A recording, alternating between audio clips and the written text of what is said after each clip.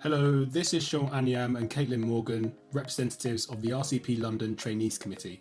In this third video, we will discuss the role of educational and clinical supervisors during internal medicine stage 1 training. This is an important video as the role of supervisors in IM training has changed significantly from their role in the previous core medical training programme. The most significant changes are to the role of the Educational Supervisor, or ES for short. As in core medical training, your ES is the person that is responsible for overseeing your educational progress during the year. However, in the new curriculum, there is a greater expectation on the ES to be involved in the planning and monitoring of your training during the programme. This means that your ES is required to assist you in identifying the educational activities you will be participating in to achieve the required level of entrustment by the end of the training year. This is also the case for any additional objectives you would like to set out in your personal development plan. It then remains the responsibility of your ES to help you meet these objectives and ensure that you are on the right track for progression through the training year. Therefore, if for any reason you are finding it difficult to achieve these objectives or are concerned about your progression, this should be discussed with your ES, as it will be their responsibility to assist you in identifying ways to resolve this. Your ES is also responsible for writing the all-important Educational Supervisor Report at the end of the year. There will be more on this later in the video. Except under exceptional circumstances, your nominated ES should be the same person through the whole training year. If this isn't the case, it is vital that you review previously agreed objectives with your new ES to decide if they remain appropriate or if new ones are required. So, how will this all work in practice? Well, there are two vital meetings to have with your ES. They are the induction appraisal and the end of attachment appraisal, and both are mandatory. The induction appraisal with your ES must happen at the beginning of the first placement in each training year. On the other hand, the end of attachment appraisal should occur towards the end of the final clinical attachment in the training year, well before your ARCP. Although the end of attachment appraisal is not mandatory in your other two placements, they can still be utilised as an opportunity for you and your ES to review your progression through the year in a structured manner. They are particularly useful for those of you who may change your ES through the training year. There are also personal development meetings that you can call at any time. These are not mandatory or structured, so it can be a great way for you to simply get to know your ES and vice versa. They are also very useful for discussing any issues with training that you may have rather than waiting for the end of attachment appraisal. As previously stated, your induction appraisal is mandatory and this should occur at the beginning of the training year. It is a structured meeting which is designed to help you plan how you will meet your educational objectives throughout the year. There are several aspects to talk through in the meeting. The full list is detailed in the curriculum document on the JRC PTB website. Here is a shortened list, and we will go through some of the most pertinent items. One of the first things you should do at this meeting is go through the ARCP decision aid in detail with your ES. There should be specific focus on each of the 14 capabilities in practice, and together you should make a plan about how the requirements for each of them will be met. For example, in your IM1 year, you should discuss how your ES expects you to demonstrate that you've reached level 3 entrustment in managing an acute unselected take. This will need to be documented in the form on your e-portfolio, and you can use this as a reference throughout the training year. It is also very useful to talk through how your supervised learning events and procedural competencies will be obtained through the year. Whilst your ES may not be directly engaged with you during your clinical attachments, they should still be able to identify the best ways to obtain certain assessments or direct you to clinics where procedural skills can be practiced. Membership examinations and study leave are other really important areas that fall very much under the remit of your ES. They are often involved in signing off any study leave you request, so highlighting ideas of conferences you may wish to attend early in the year will be helpful to them. In addition, MRCP is a requirement to progress through your training programme, so plans to complete this must be discussed also. Your ES may be able to signpost specific exam preparation courses or teaching delivered by your trust and wider deanery. Finally, one often forgotten but vital role of your ES is to support your own career plans. It is important to discuss this with your ES, who may be able to assist you in finding educational opportunities relating to the specialties that you're interested in, which may fall outside of the specific remit of the training programme, for example, observing an echo list or assisting on a bronchoscopy list. Going through these items will help you and your ES develop a training plan for the whole year that will help you meet your requirements for progression into the next year. In addition, from this discussion, you should create a personal development plan, or PDP, which will outline in parallel a set of objectives that you wish to complete for the purposes of your own personal development. The end of attachment appraisal should occur near the end of the final clinical attachment of the training year. We recommend scheduling it in with your ES once you find out the date of your ARCP and setting reminders on both of your calendars so neither of you forget. This meeting is where you review the training year with your ES, particularly your progress through the SLE, WBPA and SIP requirements, and determine whether you have met your own personal objectives. Most crucially, this is the chance to discuss the all-important Educational Supervisor Report in detail before it is produced in the run-up to your ARCP meeting.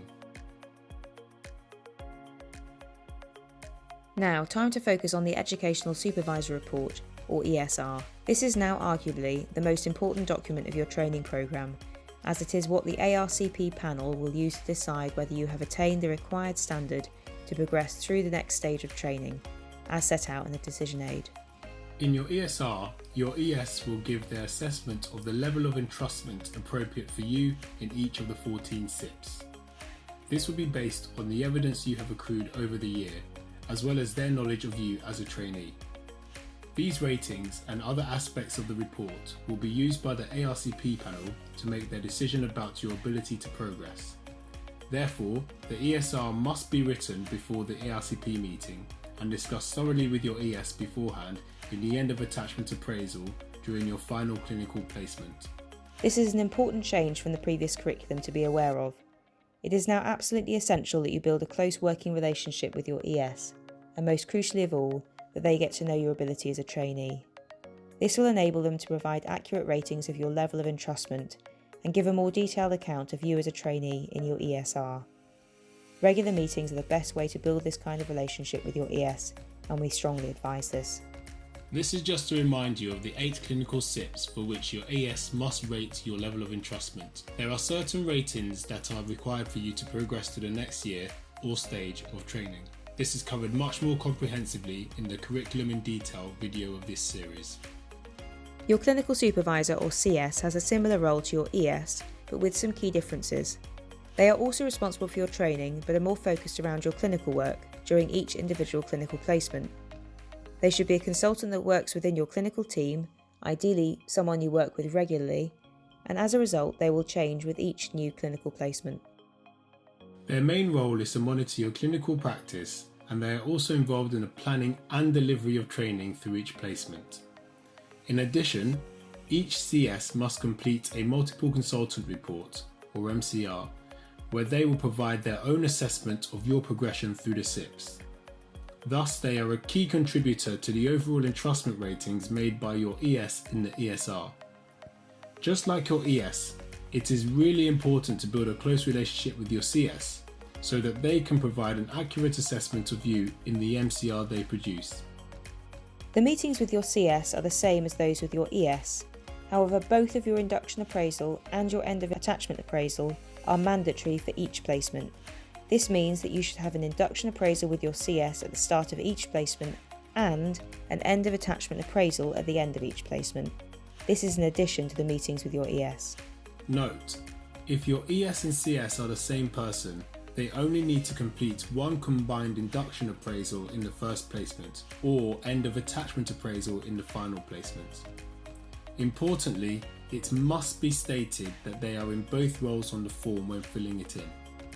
The induction appraisal with your CS follows a similar pattern to the one with your ES, except that it's more specific to this clinical placement. So, the ARCP decision aids should be reviewed, but when looking at the SIPs, it is useful for you and your CS to identify which specific SIPs and procedural skills can be developed during this clinical placement. It is also a very good idea to discuss the clinical opportunities and create a plan for clinic attendance, ideally through development of a personalised work schedule. You should also discuss any upcoming plans for study leave and membership examinations. Finally, the curriculum document recommends creating a plan for additional personal development meetings and pastoral support if any issues are encountered during the attachment. Again, all of this should be encompassed within a training plan, and a PDP should be created for any specific goals you might have for this placement. Remember, the end of attachment appraisal with your CS is mandatory, so should be planned well in advance of the end of your clinical placement. This is a structured meeting where the two of you review your time in the placement. In particular, you should talk about whether you have achieved the objectives outlined in your PDP and training plan, as well as any difficulties you may have encountered during the attachment, whether related to training or not.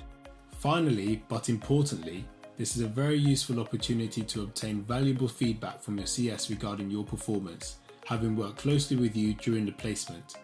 Aspects that have been performed well should be highlighted by your CS, in addition to any areas for development that they have identified. The other type of meeting we mentioned earlier is the professional development meeting.